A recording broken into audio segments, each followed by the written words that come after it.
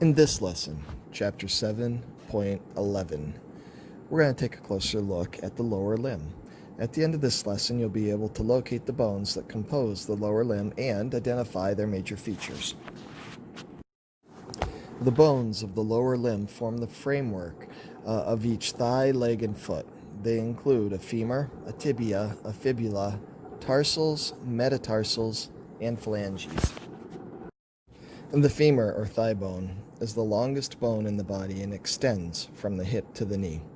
A large, rounded head at its proximal end projects medially into the acetabulum of the hip bone. On the head, a pit called the fovea capitis marks the attachment of a ligament. Just below the head are a constriction or neck and two large processes, a superior lateral greater trochanter and an inferior medial lesser trochanter. These processes provide attachments for muscles of the lower limbs and buttocks. On the posterior surface, in the middle third of the shaft, is a longitudinal crest called the linea aspera. This rough strip is an attachment for several muscles.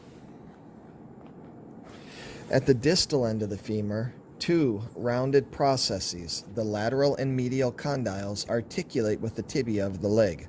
A patella also articulates with the femur on its distal anterior surface.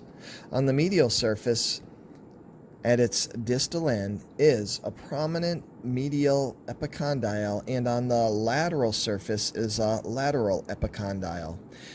These projections provide attachments for muscles and ligaments. The patella, or kneecap, is a flat sesamoid bone located in a tendon that passes anteriorly over the knee. The patella, because of its position, controls the angle at which this tendon continues toward the tibia. Therefore, it functions in lever actions associated with the lower limb movement. The patella can slip to one side as a result of a blow to the knee or a forceful unnatural movement of the leg. This painful condition is called a patellar dislocation. Doing exercises that strengthen muscles associated with the knee and wearing protective padding can prevent knee displacement. Unfortunately, once the soft tissue that holds the patella in place are stretched, patellar dislocations tend to recur. The tibia, or shin bone, is the larger of the two leg bones and is located on the medial side. Its proximal end is expanded into the medial and lateral condyles, which have concave surfaces and articulate with the condyles of the femur. Below the condyles, on the anterior surface, is a process called the tibial tuberosity. It provides an attachment for the patellar ligament, which is a continuation of the patella-bearing tendon. A prominent anterior crest extends downward from the tuberosity and attaches connective tissues in the leg.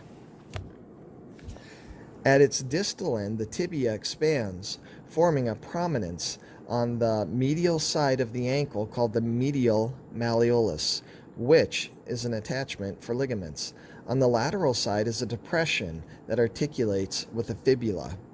The inferior surface of the tibia's distal end articulates with a large bone called the talus, and it's one of the ankle bones. The fibula is a long, slender bone located on the lateral side of the tibia. Its ends are slightly enlarged into a proximal head and a distal lateral malleolus. The head articulates with the tibia just below the lateral epicondyle, but it does not enter into the knee joint and does not bear any body weight. The lateral malleolus articulates with the ankle and protrudes on the lateral side. The foot is made up of the ankle, the instep, and the toes, or digits. The tarsus is composed of 7 tarsal bones. One of these bones, the talus, can move freely where it joins the tibia and fibula, forming the ankle. The largest of the tarsals is the calcaneus, or heel bone. It is below the talus and projects backward, forming the base of the heel. The calcaneus helps support body weight and provides an attachment the calcaneal tuberosity for muscles that move the foot. The instep, or metatarsals, consist of 5 elongated metatarsal bones which articulate with the tarsus. They are numbered 1 to 5, beginning on the medial side. The heads at the distal ends of these bones form the ball of the foot. The tarsals and metatarsals are bound by ligaments in a way that forms the arches of the foot. A longitudinal arch extends from the heel to the toe, and a transverse arch stretches across the foot. These arches provide a stable, springy base for the body. Sometimes, however, the tissues that bind the metatarsals weaken, producing a fallen arch or flat feet. The proximal phalanges of the toes, which are similar to those of the fingers, align and articulate with the metatarsals. Each toe has 3 phalanges, a proximal, middle, and distal, except for the great toe, which only has a proximal phalanx and distal phalanx. Clubfoot results from arrested development during the fetal period. The condition affects 1 in 1,000 newborns, or about 25% of whom have relatives with clubfoot. So 1 in 1,000, unless it's genetic and you have family members who had the same thing, and then it's 25%. About 20% of affected individuals have other problems not associated with the skeleton, suggesting that clubfoot may be part of a syndrome. When there is a family history of clubfoot, it is likely the consequence of mutations of several genes, each of which exerts a small effect.